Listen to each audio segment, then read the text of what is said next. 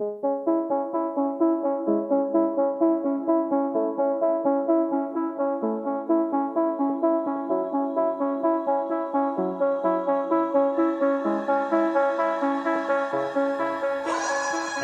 and welcome to Episode 2, Season 2 of the Midlife Mentors. Sounds like you forgot though. Hello, I'm Claire.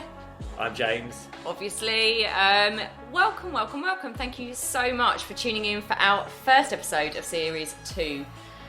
Last week, we've had some really good places on the charts, haven't we? So Apple have recently redone all their podcast categories, and I think we've benefited from that, but also benefited from your fantastic support. So a massive thank you. Thank you. We've rated as high as I think a number 2 in an alternative health category In the UK. and broken into top 10 of the health and fitness category in the UK. Still smashing it in Hungary. They still love us in Hungary. But yeah, honestly, thank you so much. And obviously, if you haven't rated us yet, please do on the Apple podcast. It really does help with our charts and obviously reaching more people with our message, and obviously share it with anyone that you think might find what we witter about interesting. Yes, and we are available on all platforms as well for podcasts. We've done a lot of work making it available across all these different means of getting us, like Spotify, Stitcher, etc., and Google Play as well. Yay! So we've got a busy few days coming up. We're actually, oh my goodness, what are we up to? In the next 7 days, we are heading back to Ibiza. Yeah, crazy times ahead. We're off to London tomorrow for some interviews with some exciting guests. For our podcast. So you will hear them on here. Can't wait to share that with you. Some names you will recognise. Yeah. Woo woo. Then we're off for a forest break with Claire's family, and then we are back to Ibiza. Forest break. Listen, dudes, I'm going to say it for him. We're going to Centre Parks, and James is such a snob about it. It's a big birthday for me, and it's a big birthday for my dad, my lovely daddy. So we're all getting together. The family's getting together, and then we're doing the road trip back to Ibiza. Oof. But at least we've got aircon fixed. Yes, we have aircon. So, do we want to talk about... So basically, if we give an overview of the show and what's coming up. So today's show is going to be more kind of philosophical musings on option overload. Yeah, so obviously we like... Well, I do as well. But James is Mr. Geek. And he loves sharing... We both do. We love all the kind of science behind health and wellness. Actually physically and mentally, we love both, but actually sometimes I think it's appropriate just to talk about some of the stuff outside of that's going on for midlifers. Yeah, health is just about as much about the mental side of what's going on. The emotional side is about the physical. So we're going to delve more into the mental and emotional problems, issues we can face in today's kind of push advertising society. Yeah, with when we have like a multitude of options and the kind of the negative impacts of that, really. But we would like you to stay tuned until the end, because obviously we're going to give some actionable tips and strategies at the end. So we don't just like to kind of talk philosophically, if I can say it right, and then just kind of like do a runner. Basically tell you how awful everything is. No, we're not going to do that. No, we can leave you on a high. Yeah, with like stuff that we do ourselves, stuff that we work with our clients to do. So strategies on how to kind of avoid this option overload that we get, and actually how to stay in your own lane. But also, James, you want to say what else we're giving at the end? Also, to say a big thank you to everyone that's listened so far, we're going to give away a freebie. And tell you how to get it here at the end. So stay tuned, and we'll tell you what that freebie is near the end of the show. So should we talk about why we think that option overload, what do we even mean by that? We basically mean that in today's society, we are bombarded with like so many choices, so many options. You know, everything from what kind of house we want, where to live, what kind of career, how much money, even down to, I know this sounds, I did a post on this the other day, even down to what gender we choose to be, who we choose to marry, you know, everything. There are so many options, and we're bombarded with these messages constantly. And whilst we're very grateful for living in a Western world where we have so many options available to us. We've never had so much choice. So much choice. The Which is an amazing thing. the downside of that we're actually going to talk about. But why is that relevant to midlife particularly?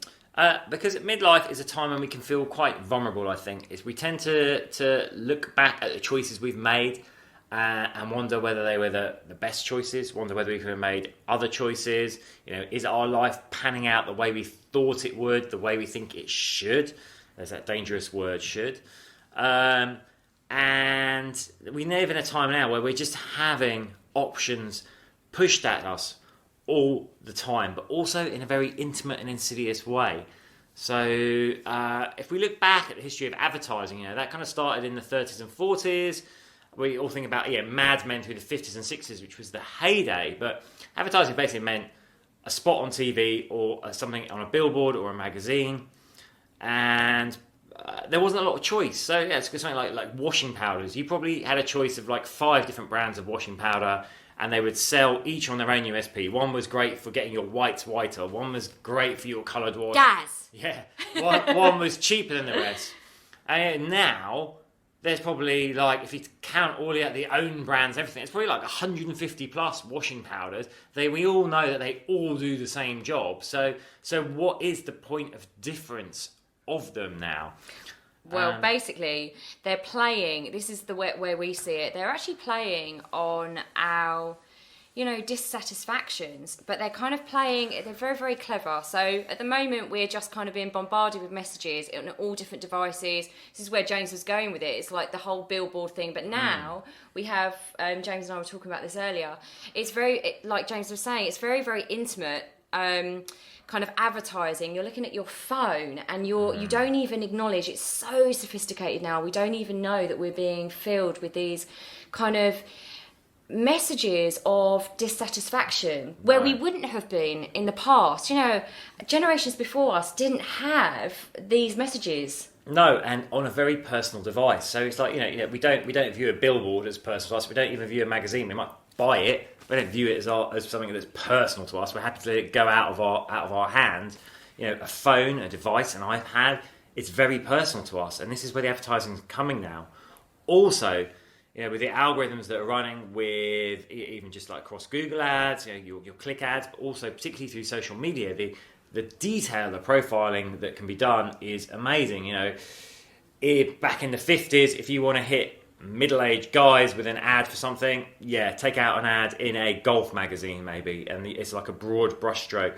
Whereas now, you can drill down going, right, I want women between the ages of 35 and 40 who live within 5 kilometres of this point, who have 2 kids, who are educated to degree level, who have an interest in yoga, vegan. You see how you can start to really drill down. So it can start to feel like these ads are personal. You're looking on your phone, your device, your world, and people speaking directly to you, but they're speaking directly to you because they've profiled you. And so why is this so important for midlifers, basically? I know this, we all know that these messages, this noise, this incessant, you must have this, you must have that, this is going to make you happier, this is the next thing, the diet pill, the blah, blah, blah.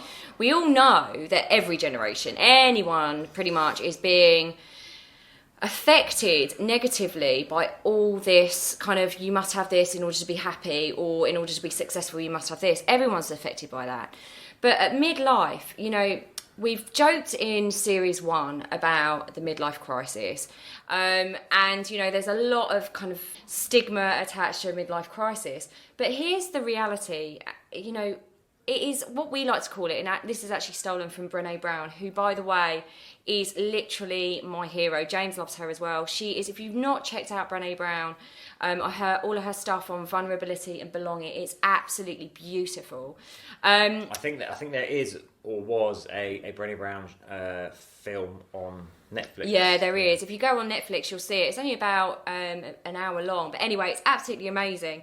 But she actually calls it, and she went through this herself. At 41, she went through what she calls a midlife unravelling. And I'm actually just going to read you a little bit because it's going to set us up actually for talking about why this option overload and the grass is always greener really affects our generation, us Generation Xers. She said the truth is that midlife unravelling is a series of painful nudges strung together by low-grade anxiety and depression and quiet desperation. And it's enough to make you go crazy, but seldom enough for people on the outside to validate the struggle or offer you help and respite. And it's the dangerous kind of suffering, the kind that allows you to pretend that everything is okay. Why is that important for what we are talking about? Well, the thing is, I think when we reach midlife, there is that kind of look. We've talked about this. We've striven for things. We've got things. We've kind of built our whole kind of persona and our life around things that we have, the things that we thought we wanted.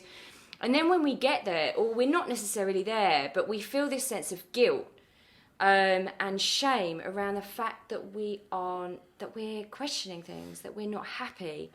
And like Brené says, there's this underlying current of, anxiousness, but not quite enough that people really notice or that you can talk about it, but enough to make you feel unsettled and, as James mentioned, that word vulnerable. So when you're being bombarded and you're getting comparison, this is another thing, you're constantly seeing things now to compare yourself with, like what's your friend down the road doing, or what's Missy S on social media doing. Well, looks like she's having a great life, an amazing life, by doing X, Y and Z. So what we're doing, we're kind of comparing it and thinking that if we go for this, that and the other, that's going to fix this underlying, slightly under the surface anxiety.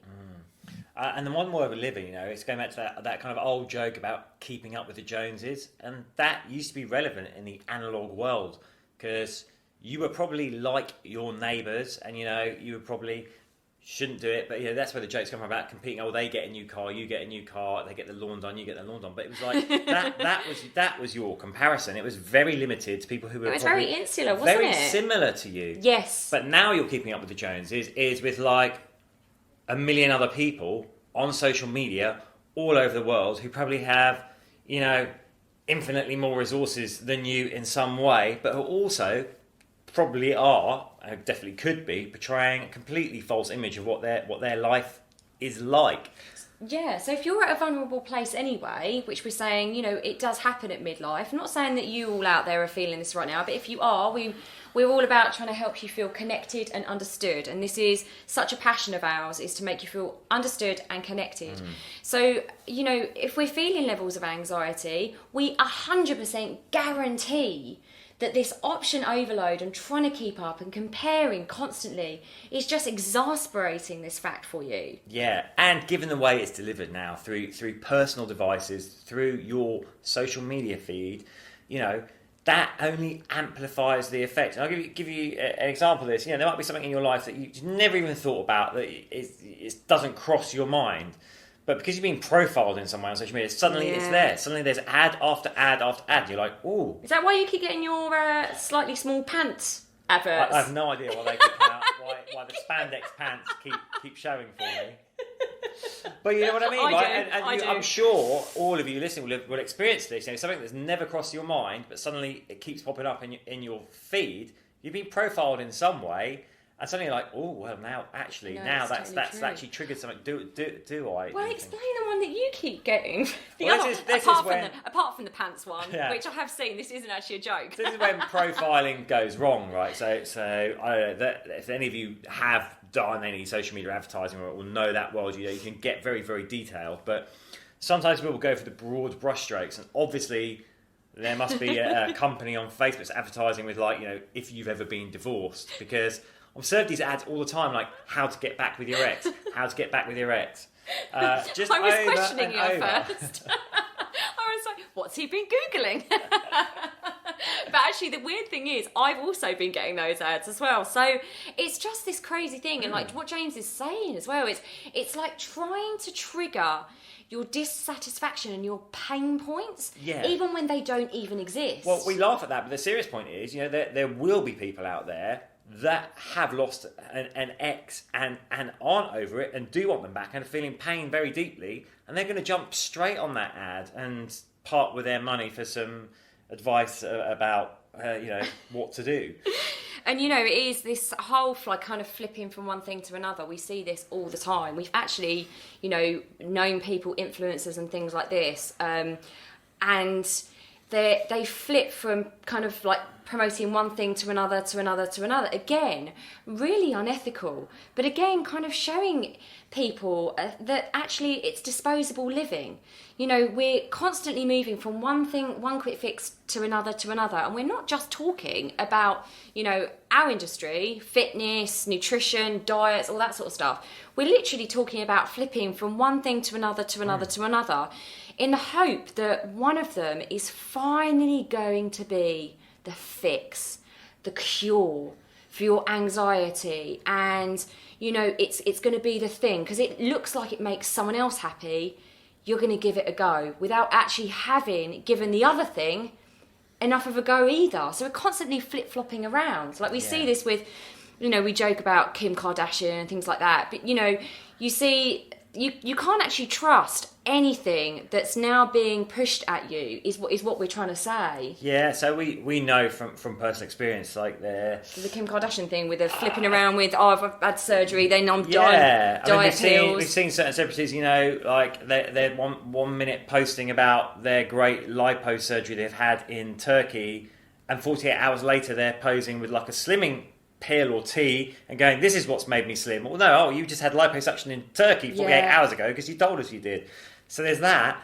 What we're seeing is a lot more as well. I think we live in a more entrepreneurial and consumer-driven society. Oh, this really gets our goat, doesn't it? I know what you're about to... Yeah, people are trying different things, which is nothing wrong with that. But I always say, find your passion and follow it. But what we're starting to see more and more, I think, through social media is people that are failing in something, but then setting themselves up as experts in it. And the example I have of this is like coaches for coaches. So I think because we are coaches, we get hit with these ads all the time. But we know some of the people, and they're like, they failed as coaches, but they're now coaching coaches on how to be successful coaches. And fair enough, they may have the, in theory, methodology. They've never actually made it work for themselves, but they're now asking people to part with a lot of money to show them how to do it. And of course, you end up with this kind of almost like a pyramid effect. People just flocking to learn the method. The secret. And I was really thinking if that's what I want to do, because it's always sold on the, and this is your fauourite, what is it? The hashtag. What? Hashtag laptop lifestyle. Oh, lifestyle. I mean, it's so alluring, isn't it? It's alluring to say, okay, and this is where multi-level marketing schemes really get our goat as well. Do this, and it makes it sound so easy. That you can earn £10,000 in a month by doing this, and this. And here's the thing: again, it's preying on all these messages we're getting about what success looks like. What your body should look like, what your life should look like. So all these messages, and then they're preying on that. So you could get $10,000 in a month. You could get this bum in 7 days. So, listen, it's very clever because you ask anyone on the street, it's like, would you like to earn a massive sum of money really easily? Obviously, yes. Would you like your body to look amazing really, without you doing anything? Obviously, yes. That's what these ads do. So they're never about, is your passion this? Do you have years of experience in this? Do you have a skill set in this? It's always like, you can make money. Yay, look at me. I sit on a beach, but I make $20,000 a month just doing this it's thing. Narcissism, isn't it? Watch out for these ads. It's about the money all the time. It is. And I think, go on. Oh, in fact, I'd say David Morales did a great post on this. So one of my house heroes, if you don't know, David Morales, originator of house music from the US, great DJ, producer. He's basically just been moaning exactly this thing that we're seeing in social media, that today, basically someone who has a big following can just drop in and be a DJ, but really with no passion, no experience, no skills. And it just said it's sad because these people aren't doing their time to learn the craft, learn the music. And they're not staying in their own lane either. It's No. just the next thing. You know, what the next thing is, the next thing. And it just, it does just drive this disposable living. And then that moves into relationships. Like, honestly, it touches on everything. You know, and this is the thing, what we're going to go on to talk about is what's driving that. It's actually that you're not staying in your own lane. It's not asking yourselves the questions on the downtime. It's not actually using your own guidance system to ask yourself what the point of your life really is. No. And I think, you know, these bogus offers, they're kind of throwing you off here, there and everywhere. And, you know, we're getting thrown around with all this amazing, glamorous, seductive advertising constantly, but we're not asking ourselves the deep, deep questions that we desperately need ourselves to in order to find true happiness and true peace and true abundance. No. And that all comes from within and comes from being true to yourself and following your passion. Absolutely. I think also one of the things, sorry, we're about to... Oh, so it does not come around on the next thing. It's like all these kind of, we're using the hashtag bogus offers. Also, you can achieve it really quickly as well. So what happens is, and we've seen this ourselves with clients, whether it's fitness or something else, you know, it's like, achieve these results in a month or in 2...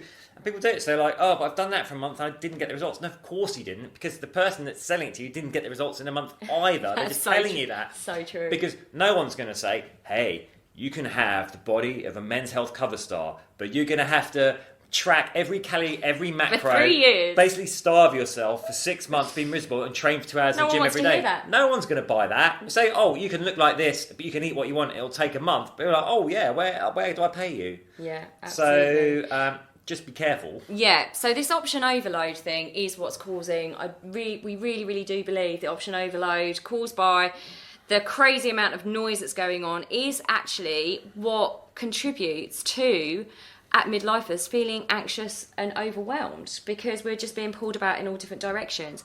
So I think what we really want to do is talk to you about what we can do to actually alleviate some of that anxiety and some of that overload and stress, because we've got enough going on, right? At midlife, we've got so many... we always call ourselves generation squeezed.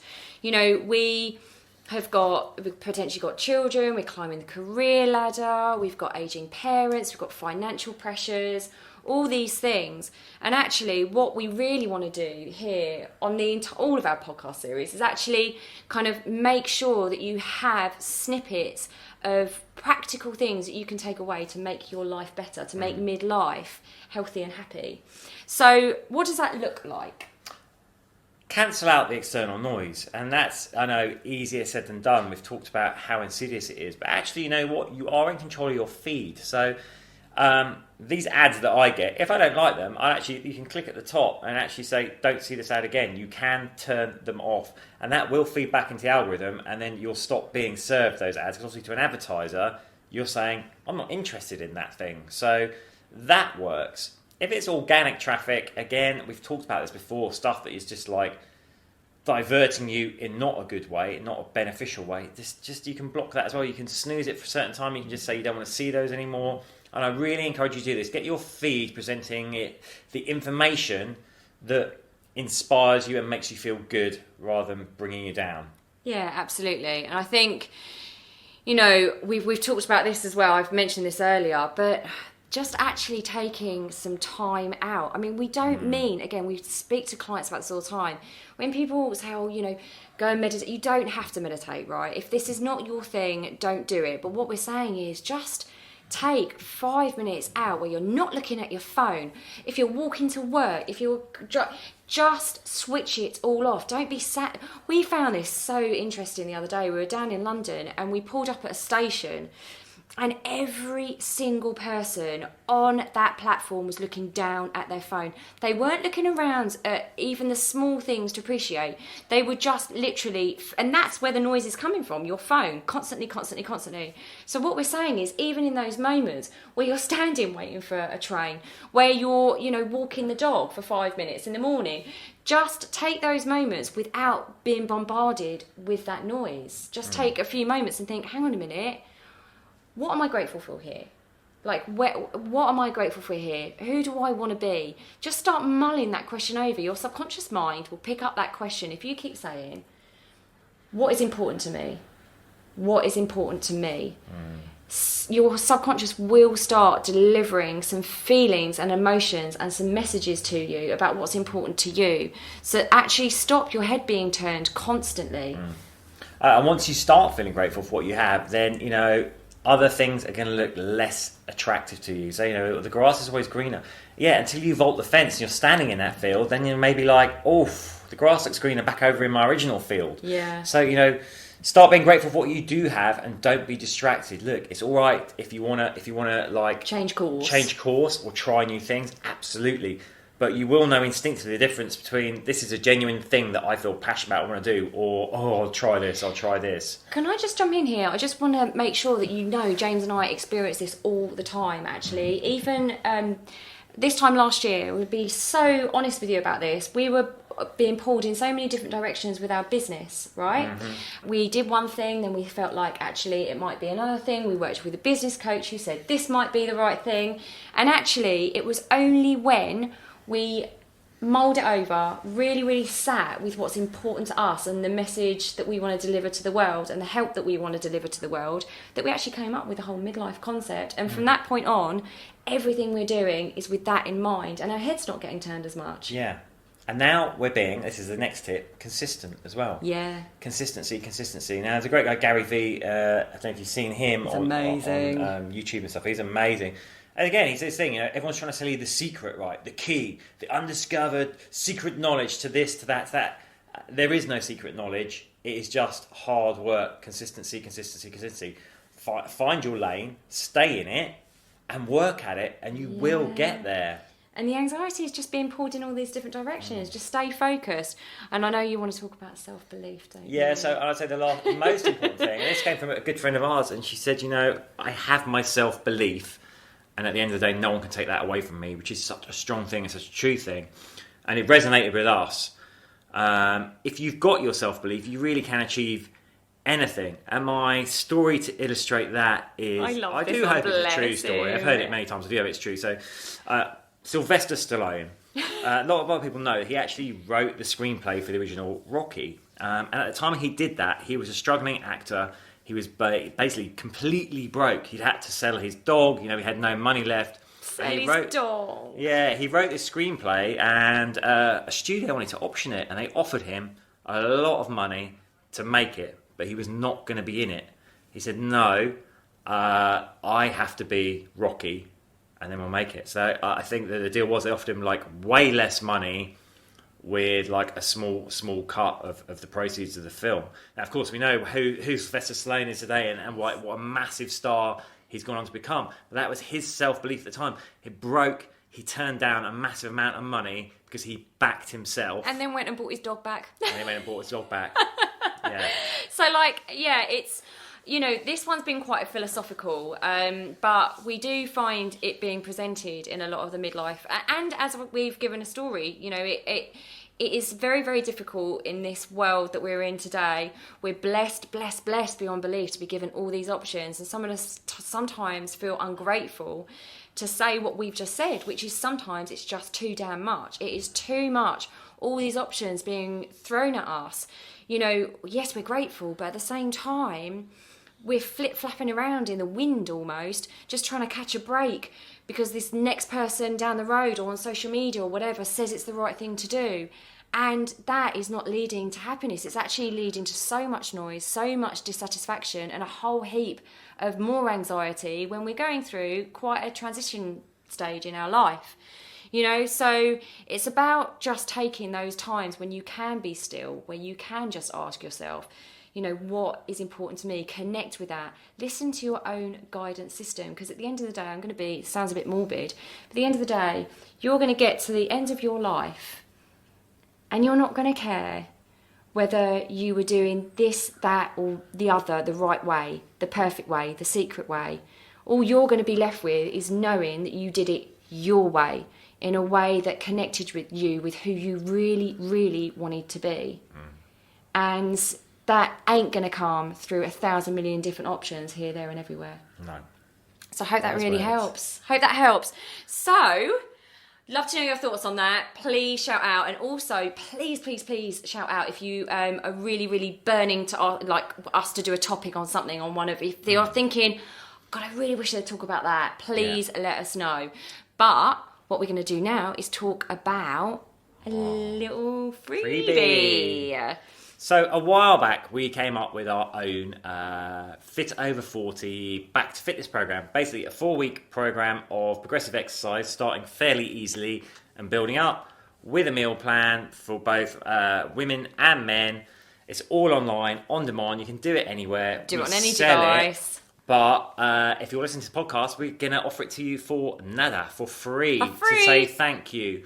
All you need to do is drop us an email at... Oh, let's use mine, shall we?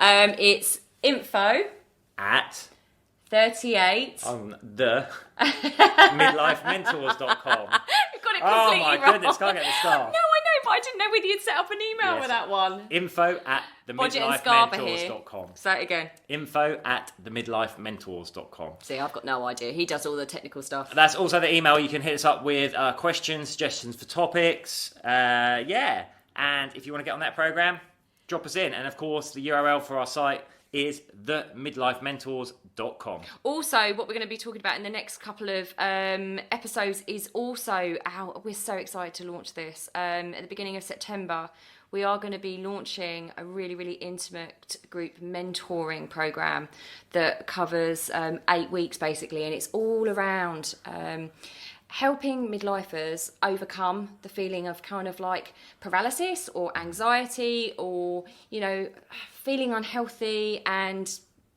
everything basically around midlife through fitness, nutrition and emotional well-being. So we're really excited to launch that. So if you're interested in that, just email us about that and we'll make sure that you go on the list, because we've shouted about it a little bit to our own list and on our Facebook page and everything. But let us know if you're interested and we'll pop you on a list to send more info to when we're ready. Okay, so that email one more time. info at themidlifementors.com. Awesome. Anyway, we are sending you so much love, and thank you again. I know we keep saying it, but your support means the world to us. It really, really does. We love what we do, and it's just made even better with having all your feedback. So thank you. Thank you. Lots of love. Take care. Bye.